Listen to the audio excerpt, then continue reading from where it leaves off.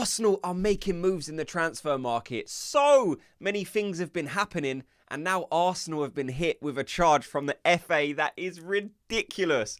I want to give you my thoughts on it. I also want to get your opinions as well. Before we get into it though, very quickly, if you could do me a favour, please just hit like on this video. So, I've been away for about a week because apparently I've had COVID. I've been so ill, and now I'm finally well enough to start making these videos as well. So I want to say thank you for your patience. But within that week, we've had so many stories that I just want to get people's opinions on, just so we can have some conversation, get some conversation going again in the comment section. So the first question I want your guys' opinion on is just the whole Ollie Watkins saga. What's your thoughts on it? Do you want Ollie Watkins? Do you think it's a real bid? And if you don't want Ollie Watkins, what's the other option that you go for? A genuine option. I don't want to hear no Haalands or Mbappes. I want a genuine option that Arsenal can realistically bring in this transfer window, even though it's basically ran out. It's going to be very difficult to do now, but I do want to hear your thoughts on Ollie Watkins. Is he the guy or is he not the guy? Let me know. So I just want to first start by this FA charge that I literally find hilarious. Like, it's kind of like they've been...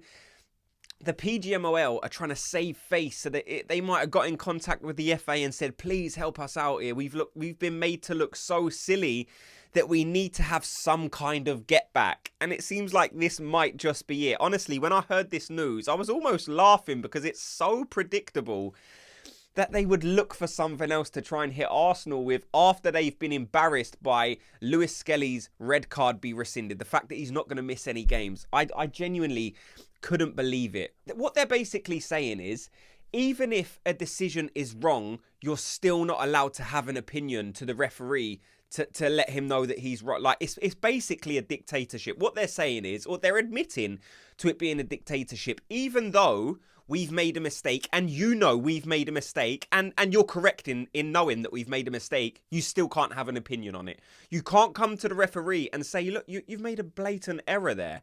And it is a blatant error because after the fact, the red card's been turned over. So they've basically, in my opinion, just said, no, look, this is a dictatorship. Even if you don't like what we're doing, you can't have an opinion on it. You can't express any feeling. You just have to go with whatever we say. That's kind of what I get from what's happening at the moment. Like I said, I couldn't believe it. The match has been and gone now since Lewis Skelly had that red card. Like I said, I haven't personally had a chance to speak to you guys about it. The fact it has been overturned kind of makes it not really a talking point anymore, and I'm not going to go over old news, but look, that was so crazy to see. I wish we could have had that conversation at the time that it happened, but yeah, never a red card. Glad he got overturned, and the fact that they're hitting Arsenal with this charge now, I'm just thinking, it's so typical. That was obviously going to happen. They was not going to let that go. And that leads to another question that I want to get people's opinions on. Not just Michael Oliver, by the way, because look, his performance was so bad that I don't think it's worth me putting any more pressure on him or giving an extra opinion, because everyone's opinion out there is this was a horrible decision. It should not have happened. Not just me. There's pundits, there's professionals, there's rival fans. Everyone coming to the agreement that it was an awful decision, right? But what does this mean? Like, is there bias in football? Look, so many people are calling it corruption. I obviously can't sit here and say it's 100% corruption. I haven't seen any proof or transfers of money to say that I believe it to be corruption or that I know that it's corruption. I can't give that opinion out there. I can't say that that's what's happening. People have that opinion, and in my opinion, you're allowed to have your opinion. So if that's your opinion, then fine. I haven't seen any fact to say that. But there's another question. Is there bias out there? Do these referees referee against certain teams with bias? We obviously had the David Coote thing, him coming out and saying he hates Jurgen Klopp. And you can kind of look at that and say, well, if you're refereeing against a team that's managed by a guy that you obviously hate because you're saying that you hate him, does that affect any of your opinion or your decisions on the field? Like, if Liverpool maybe could have been given something and you think, do you know what, the manager's wound me up for years, I'm just not going to give it because I know he's going to be in my ear after the game anyway, so I'm just going to ignore that decision. Is there biases within these referees?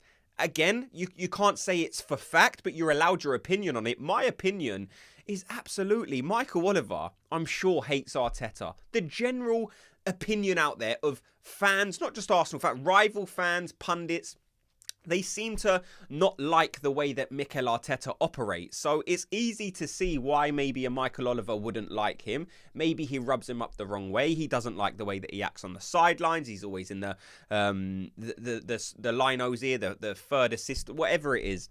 Could some of these managers that are refereeing against teams have biases? In my opinion, yes, I think that absolutely happens. And that's what I lay some of these poor decisions down to. It must just be a bias, because you look at certain decisions that are being made and say he's made this decision without any bias, because it's such a poor decision that there has to be a level of bias behind it, because like I said, the decision was so bad. Like I said, let me know your thoughts on that, but my thought is there's absolutely bias within some of these referees. Maybe that's true, maybe it's not, but that's just my opinion. The last point I kind of just wanted to go over, what I noticed from the last game is the fact that we need David Raya back as soon as possible. Neto was in goal for the last game, and look, I'm not going to sit here and slate Neto. He's not played in 7 months. Of course he's going to be rusty, but the level of difference, not just in terms of saves or the way that he commands his area or the way that he claims crosses, but the way that the distribution is such a massive thing that I think we take for granted with David Raya. And I think when we saw Neto in goal, it just highlighted how important David Raya is for Arsenal. Like, the guy that Mikel Arteta identified for a certain reason. At the time, there was kind of some question marks behind it, but now we've seen him in net for I don't know, what is it, over a season. It's kind of like we take it for granted just how good he is, not just with the ball at his feet, but in making those saves, in commanding that area, because we saw it with Neto when the ball was played back to him sometimes. He would play a long ball, and the amount of times that it wouldn't go to an Arsenal player. And with Raya, that's just something you never see. Like, you're just so used to, if it goes back to Raya and he clears it out, it still goes to an Arsenal player. That's how accurate his long balls are, or his passing, or just his passing out from the back, the long balls and short balls.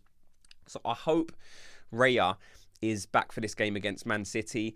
I think it would be massive if we have Raya back for that game against City, which is a must-win game. We're obviously going to be doing a breakdown in tomorrow's video, so make sure you look out for that. Let me know your thoughts on the Ollie Watkins to Arsenal deal, and if it's not Ollie Watkins, who else out there can Arsenal go and get? There was some suggestions of Tell from Bayern Munich. It's looking more and more likely now that Tottenham are going to go out there and get that deal done. For me, he's probably not the game changer, Tell. In my opinion, Ollie Watkins, it probably isn't the game changer that a lot of us would be hoping for. Like, I think he's a good player, but 60 million, 80 million, you're probably going to have to pay for Ollie Watkins. Again, he's a good striker, but in my opinion, it was only last season that he really tore up trees, and he was playing at a level that was like, wow, this would be the difference for Arsenal. If you look at all of his previous seasons before that, he had never really scored an amount of goals that was too different to what Havertz is producing. And people won't like me saying that. People are going to say, oh my God, you're comparing Havertz with Ollie Watkins. But it's not me comparing it. Like, I'm just looking at the numbers, and the numbers are very, very similar. Yes, Ollie Watkins is a good player. If he comes in at Arsenal, I think he would do a very, very good job. But I don't think this is the kind of player that a Real Madrid would go and sign. Excuse me, I don't think this is the kind of player Bayern Munich would go and sign, or Man City would go and sign. And those are the kind of level of players Arsenal should be going out there and searching for. Again, if Ollie Watkins comes to Arsenal, and that's the man that Mikel Arteta has identified, of course I will be happy with it. But I just think there might be the next level up that Arsenal should be going out there to try and achieve. In my opinion, it's might be harsh to say, it's a bit of a panic buy. It's last second in the window. Are you even going to get that deal done with how the whole John Duran to Saudi Arabia deal's happening? Some people are saying it's even a deal that Arsenal know they can't get done, and that's why they put the bid in, because they're looking at it and saying, well, Villa ain't never going to accept this offer that we're putting through, so let's make it look like we've tried to sign a striker, and then we'll save it for the summer. There's so many possibilities. I just think Arsenal are panicking. I think Arsenal are definitely low in those forward areas, and it would still shock me, even this late, if Arsenal don't do anything in this transfer window. We absolutely have to, because not just on the wings, we're probably short. The striking position, we're short.